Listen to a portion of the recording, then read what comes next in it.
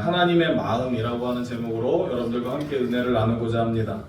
여러분, 인간은요 죄성을 가진 존재라고 이야기하죠.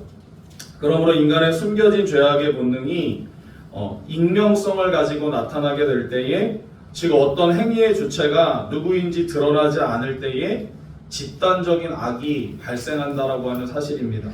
흔한 예로 여러분, 어떤 사건이 발생하게 될 때에 내가 누구인지 드러나지 않기 때문에 주저없이 내가 해야 될 말, 하지 말아야 될 말, 그런 것들을 가리지 않고 자기 감정대로, 자기의 생각대로, 자기의 뜻대로 무차별적으로 악성 댓글을 다는 사건들이 많이 일어나죠.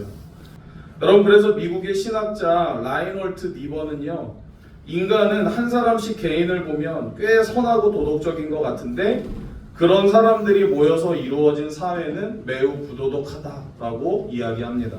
이러한 죄인된 인간들이 하나님을 무시하고 도망갈 때 하나님께서 처음에는 간섭하시지만 계속해서 고집하면 그대로 내버려 두신다라고 하는 사실이죠. 아니, 그런 죄인들을 보고서도 하나님은 어떻게 그러실 수 있는가라고 반문할 수 있겠지만, 여러분, 하나님께서 그냥 내버려 두신다라고 하는 것은요, 하나님의 심판이 시작되었음을 말씀하고 있는 겁니다. 이때 나타나는 현상이 뭐냐? 인간은요, 하나님으로부터 공급받아야 할 자원들을 자신의 힘으로 확보하기 위해서 자기 중심적인 삶을 살게 된다라고 하는 겁니다. 여러분, 이것은 배워서 습득하는 것이 아니고요, 누구나 태어나면서 가지고 있는 인간의 죄성이라고 하는 거죠. 이 세상은 죄악으로 가득 차 있습니다. 여러분, 창세기 6장 5절에 보면 여호와께서 사람의 죄악이 세상에 가득함과 그의 마음으로 생각하는 모든 계획이 항상 악할 뿐임을 보시고 말씀하죠. 노아 때부터 지금까지 동일하게 죄악이 가득한 세상을 우리가 살아간다는 거죠. 여러분, 죄의 시작이 무엇입니까? 죄의 시작. 죄의 시작이 뭐예요? 하나님의 형상을 따라 지음받은 인간이 하나님의 명령에 불순종해서 하나님을 떠나게 된 것. 하나님에게 절대 의존적으로 지어진 인간들이 어리석게도 하나님을 버리고 이 자신의 운명을 자신의 어깨에 짊어진 채 스스로 주인 노릇하는 것. 그때부터 죄가 시작이 되었다라고 하는 거죠. 여러분, 오늘 우리 사회 속에서 일어나는 수많은 죄가 있습니다. 사람을 미워하고 시기하고 속이고 빼앗고 때리고 죽입니다. 특히나 여러분, 요즘에 많이 일어나는 성적인 죄가 얼마나 많이 있습니까? 정상적인 관계를 좋아하지 않습니다. 비정상적인 관계를 원합니다. 자기 남편, 자기 아내를 뒤로하고 외도를 합니다. 그런데 우리 사회는요, 살다 보면 다 그럴 수 있지 뭐. 능력이 있으니까 그렇게 하겠지. 오히려 여러분, 그 잘못되었다라고 말하는 것을 더 이상하게 또 이해 못하는 사람으로 여기죠. 이러한 것의 모든 근본적인 원인이 무엇입니까? 하나님과 멀어져서 생명의 공급이 끊어졌기 때문에 일어나는 현상들이라고 하는 거죠. 오늘 본문 5장이 이스라엘 백성들의 죄악에 대해서 낱낱이 밝히고 있는데요, 제사장들의 타락, 영적인 간음, 음행 등 사회 전반에 걸쳐서 도덕적 그리고 종교적 기반이 흔들리는 총체적 타락이 자행되고 있다라고 하는 사실이죠. 먼저 본문 8절에서 15절까지는요, 하나님의 심판에 대한 경고가 기록이 되어 있습니다. 호세아 선지자는요, 이제부터 남유다와 북이스라엘이 구분되지 않을 정도로 영적으로 그리고 도덕적으로 타락해 있음을 말씀합니다. 그동안 호세아 선지자가 북이스라엘의 죄를 드러내는 데 중점을 두었다면 이번에는 그들에게 내려질 심판에 대해서 말씀하고 있습니다. 호세아 선지자는요, 북이스라엘의 멸망이 눈앞에 다가오고 있음을 느끼고 있습니다. 우리 8절 말씀을 함께 읽어볼게요. 8절 시작. 너희가 훌라파를 불며 라마에서 나팔을 불며 베다엔에서 외치기를 베냐민아 내 뒤를 쫓는다 할지어다. 아멘. 여러분, 여기 보면 기브아와 라마라는 지역은요, 이 남유다와 북이스라엘의 접경 지역이라고 할 수 있어요. 접경 지역에 있는 두 도시인데, 나팔은 여러분 언제 나팔을 불어요? 전쟁이 일어날 때, 전쟁이 일어났을 때 경고로 나팔을 불게 되죠. 이 두 지역에서 나팔을 불어서 전쟁이 일어날 것을 알려서 백성들에게 속히 움직이게 하는 겁니다. 여러분, 그러면 누구에게 알리라는 겁니까? 누구에게? 베냐민아, 내 뒤를 쫓는다 할지어다. 베냐민은 예루살렘 도성에 있는 지파입니다. 이 남유다를 상징하는 수도인 예루살렘이 베냐민 지파 관할 지역에 있습니다. 이 오늘 본문의 경고는요, 본문의 경고의 나팔은 베냐민에 대한 경고가 아니라 이제 북이스라엘이 하나님의 심판을 받아 멸망할 것을 선포하고 있는 것입니다. 또한 예루살렘 성전에서 드려지는 의미 없는 제사, 패역함과 이 불순종으로 모든 것이 무너지게 될 것에 대한 경고의 말씀이죠. 여러분 10절 말씀도 함께 읽어볼까요? 10절 함께 읽겠습니다. 시작. 유다 지도자들은 경계표를 옮기는 자 같으니 내가 나의 진노를 그들에게 물같이 보이리라. 아멘. 여러분 여기 보면 경계표가 나와요. 경계표. 경계표는요, 땅의 소유를 표시하기 위해서 세운 나무인데요, 일종의 당시의 땅 문서라고도 할 수 있어요.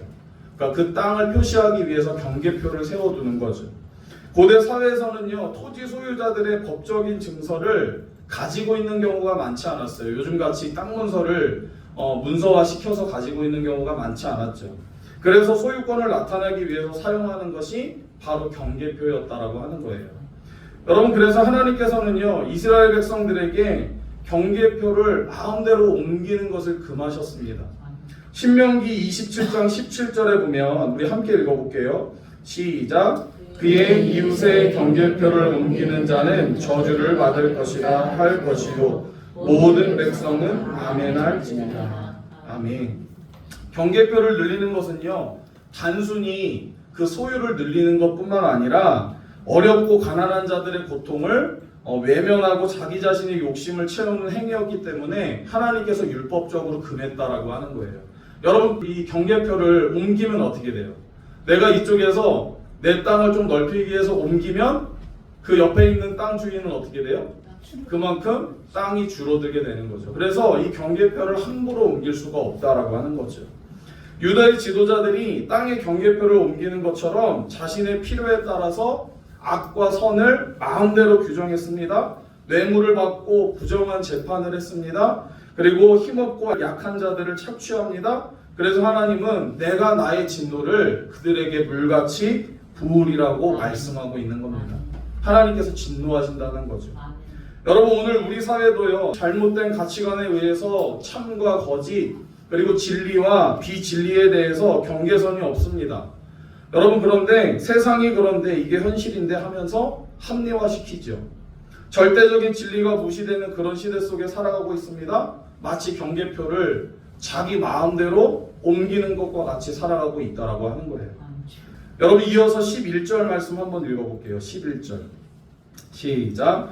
에브라임은 사람의 명령을 뒤따르기를 좋아하므로 학대를 받고 재판의 압제를 받는도다.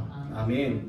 에브라임은 사람의 명령을 뒤따르기를 좋아한다고 했는데, 여기서 명령이라고 하는 말, 이 명령이라고 하는 것은 무가치한 것, 헛된 것이라고 하는 뜻을 가지고 있어요. 북이스라엘의 여로보암 1세가 베델과 단의 금송아지 우상을 만들어서 이 하나님의 명령을 거역한 사건이 사람의 명령을 따르는 무가치한 것, 헛된 것임에 대해서 말씀하고 있는 겁니다. 하나님의 심판이 바로 하나님의 말씀을 떠나서 무가치하고 의미 없는 것을 쫓는 것을 말한다는 거예요. 여러분, 우리의 신앙의 기준이 무엇입니까? 여러분들의 신앙의 기준이 무엇입니까?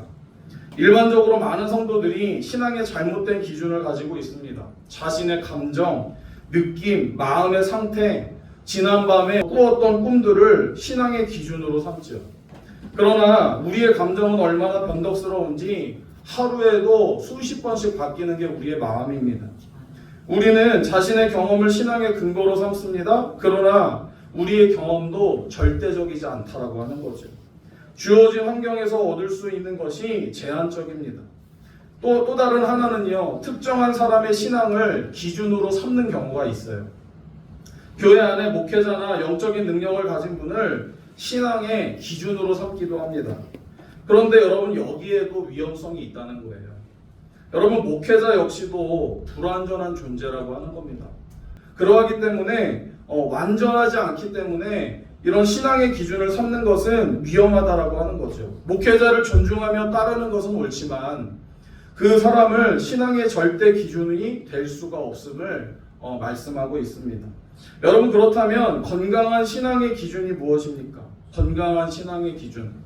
첫째는요, 따라해 보실까요? 하나님입니다. 하나님. 그리고 둘째는요, 하나님의 말씀인 성경입니다. 뭐라고요? 하나님의 말씀인 성경. 그리고 세 번째는 그 말씀을 믿는 교회 공동체입니다. 교회 공동체. 여러분, 이 세 개의 특징이 뭐예요? 세 개의 특징. 변함이 없다. 변함이 없다라는 특징을 가지고 있어요. 여러분, 여기서 이런 반문을 할 수 있어요. 목사님, 왜 교회가 왜 변하지 않습니까? 하나님의 말씀은 변하지 않는 걸 이해하지만 교회가 왜 변하지 않습니까? 라고 질문할 수 있어요. 그런데 교회가 변하지 않는다는 것은 형태와 제도는 변하지만 교회가 가진 속성이 변하지 않는다라고 하는 거예요. 여러분, 교회의 머리가 누구예요? 예수님이시죠. 그리고 교회는 그리스도의 몸이고 그러하기 때문에 교회의 속성은 결단코 변하지 않는다라고 말씀하는 거죠. 아브라함은 하나님을 만난 후에 그의 삶의 기준을 여호와의 말씀에 두었습니다. 창세기 12장 4절에 보면 이에 아브라함이 여호와의 말씀을 따라갔고 롯도 따라 그와 함께 갔으며. 여러분, 아브라함은 자신을 찾아오신 하나님의 말씀을 기준으로 삼고 그 하나님의 말씀을 따라갔다라고 하는 거죠. 하나님의 말씀을 기준으로 하지 않는 모든 종교 행위는요, 무가치한 것이고 허무한 것이며 그리고 결국 자기 만족과 이기심에 빠질 수밖에 없다라고 하는 거예요. 오늘 많은 그리스도인들이 하나님의 말씀을 떠나서 자기의 감정이나 이런 영적 경험, 사람의 말을 쫓아서 헛된 영적 신기루를 쫓아가는 경우들이 많이 있습니다. 여러분, 우리가 하나님의 말씀을 떠나서 인간의 본능적인 욕구만을 갖게 되면 반드시 우리는 우상 숭배의 삶으로 나아가게 됩니다. 예수를 믿는다 할지라도 마음속에 이 진리의 말씀이 아닌 본능적 욕구만 가득하다고 한다면 여러분, 우리는 하나님이라고 이름 붙인 금송아지 우상을 섬기는 것에 불과하다라고 하는 거죠. 내가 생각하고 싶은 대로 하나님을 생각하고 자신의 판단대로 하나님의 말씀을 적용하게 될 때 영적으로 우리는 무가치하고 허무한 것을 쫓고 있는 겁니다. 다른 신앙에 이런 본질에 기초하지 않은 신앙은 하나님 앞에 인정받을 수 없고 그저 형식적인 종교의식에 불과하다라고 하는 거죠. 이사야 1장 11절에서 13절에 이렇게 말씀하는데 우리 함께 읽어볼게요. 이사야 1장 11절에서 13절 시작. 여호와께서 말씀하시되 수수한 재물이 내게 무엇이 유익하뇨?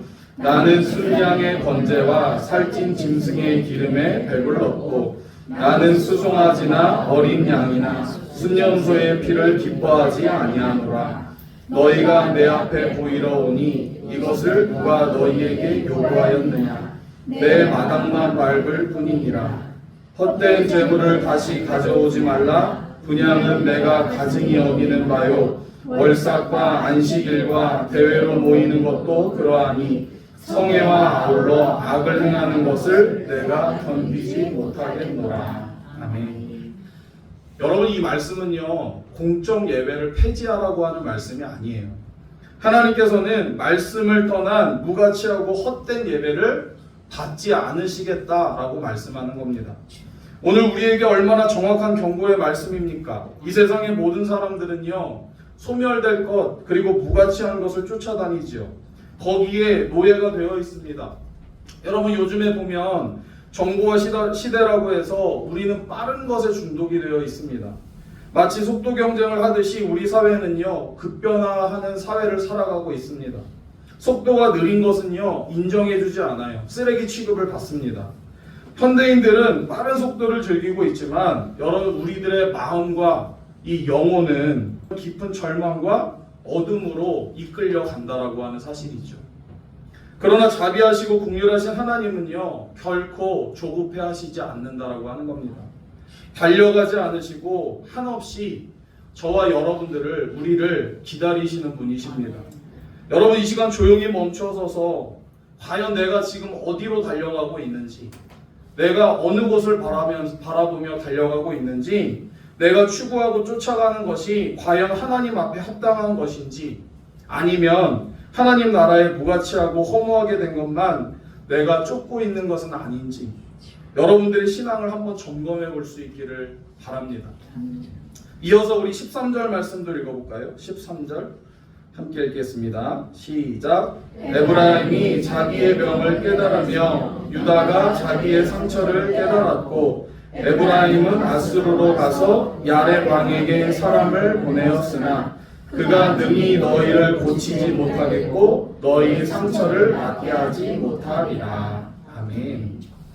여러분, 이제야 이스라엘 백성들은 자신들이 영적으로 병들었다라고 하는 사실을 깨닫게 됩니다.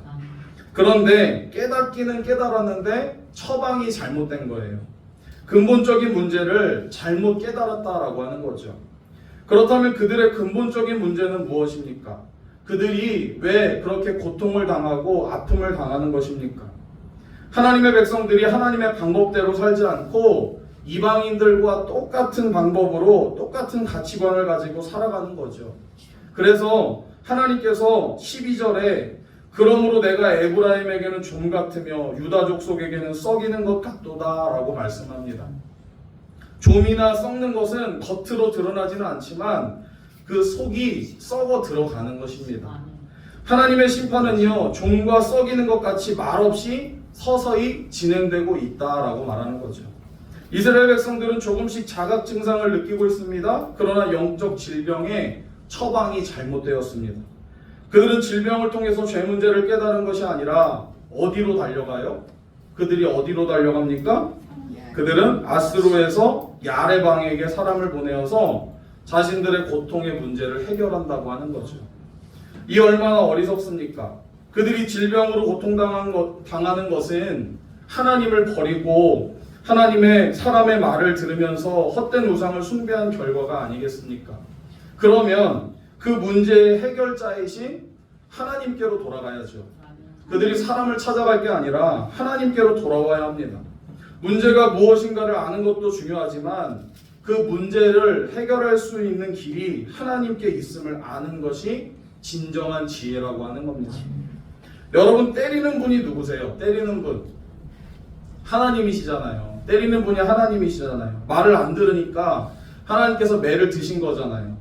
아스루 군대의 힘이 돕거나 고칠 수가 없다라고 하는 거예요. 여러분, 이사야 38장 16절에 이렇게 말씀하죠. 한번 읽어볼게요. 시작. 주여, 사람이 사는 것에 이해 있고 내 심령의 생명도 온전히 거기 있사오니 원하건대 나를 치료하시면 나를 살려 주옵소서. 아멘. 히스기야 왕이 병에 걸려서 죽게 되었을 때에 얼굴은 벽으로 향하고 하나님 앞에 통곡하면서 기도를 하죠. 그러자 하나님은 그의 간절한 기도를 들으시고 그의 생명을 15년이나 연장시켜 주십니다. 하나님의 백성들은요, 언제나 본질로 돌아가야 하는 겁니다. 여러분, 우리는 본질로 돌아가야 될 줄로 믿습니다. 우리의 신앙의 본질은 무엇입니까? 우리의 신앙의 본질, 우리는 말씀과 기도로 주님 앞에 나아가야 될 줄로 믿습니다. 영적인 질병을 고치고 치료받는 것은 그 이 세상에 어떤 것으로도 불가능하다라고 하는 사실이죠. 이스라엘 백성들은 안타깝게도 이것을 몰랐어요. 그들이 뭐가 잘못됐는지, 병이 들긴 들었는데 뭐가 문제인지를 몰랐다는 거죠. 그래서 하나님께서 이렇게 어떻게 하십니까? 계속해서 때리시는 거죠. 계속해서.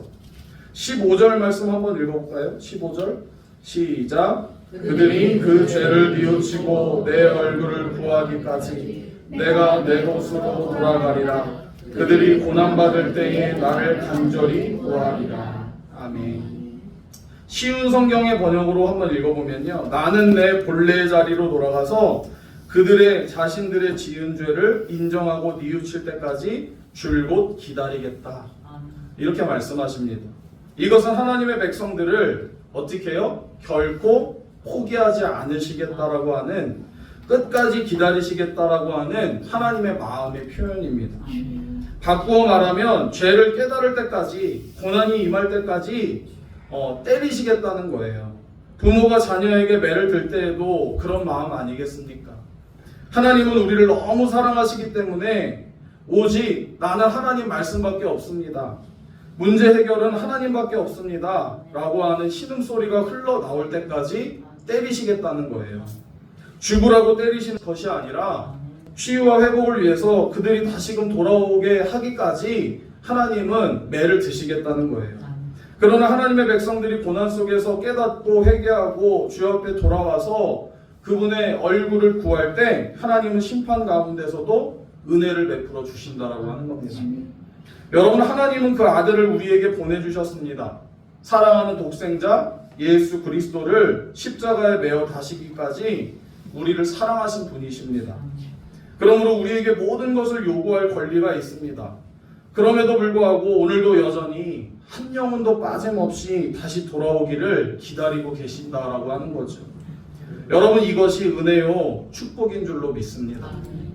우리의 인생에 있어서 그 어떤 것을 소유하고 목적하는 것과 수많은 고난과 시련 속에서도 이 하나님의 은혜와 사랑이 이보다 훨씬 더 크고 놀랍다는 것을 이해하지 못하면 여러분, 오늘 여러분의 삶의 현장에 펼쳐지는 그 어떠한 일도 우리가 이해할 방법이 없다라고 하는 거죠.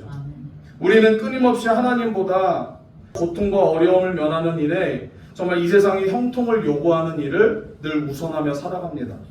죄의 본성이 언제나 그렇지요. 그렇게 하나님은요 평생 우리에게 응답을 주시지 않을 수도 있어요.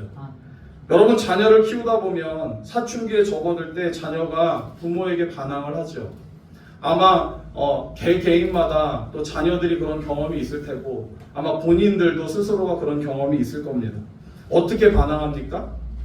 싫어, 안 해. 말 자체가 굉장히 부정적이에요. 그만 좀 하라고, 나 학교 가기 싫다고, 그러면서 나 좀 내버려 두라고 굉장히 부정적이고 공격적이고 도전적이죠. 부모는 속이 터집니다.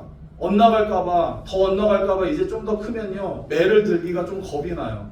괜히 매 한번 잘못 들었다가 더 엇나갈까봐, 반항할까봐 힘으로 어떻게 하는 것도 조심스럽습니다. 그날 밤 부모는 속에서 천불이 나고요 마음의 분노가 가라앉혀지지가 않는 거죠. 여러분, 하나님의 마음이 그러하지 않았을까라는 생각이 들어요. 그러나 하나님은 어떻게 하신다고요? 끝까지 참고 기다리신다고요. 하나님은 기다려주신대요. 왜 그렇습니까? 우리가 하나님의 얼굴을 구하고 하나님만이 내 인생의 해답임을 깨닫게 하시기를 하나님은 원하신다라고 하는 거예요. 그래서 속이 터지고 화가 치밀어 오른다 할지라도 하나님은 포기하지 않으시고 우리를 기다려주신다라고 하는 사실이죠. 여러분, 그런 하나님을 깨달아 알 수 있는 저와 여러분들이 다 되시기를 주님의 이름으로 간절히 축원합니다. 오늘